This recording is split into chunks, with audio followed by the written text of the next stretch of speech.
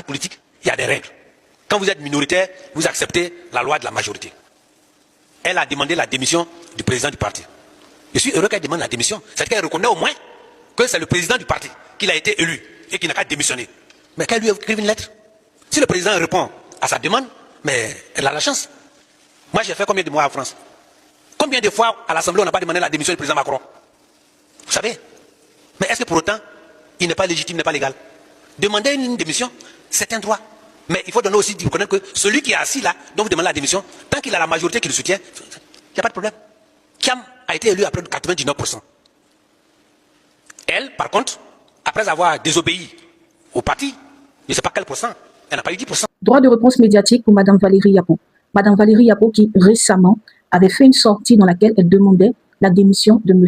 Thiam, reçoit son droit de réponse de la part de M. Bredoumi Soumaïla. Et il en ressort de cette conférence-là de M. Bredoumi Soumaïla que Mme Valérie Yapo, de façon institutionnelle, légale et légitime, a le droit de demander la démission de M. Tidjane Thiam. Elle fait encore partie du bureau politique, donc elle dispose de cette autorité institutionnelle. Mais attention, M. Thiam, président du PDCI-RDA, a été élu en conformité avec les tests du parti. Du coup, il est légal et légitime et de surcroît, il a la majorité. Donc, Mme Valérie Yapo, qui vient demander sa démission, est en minorité. Et on sait tous que la minorité ne fait pas la règle.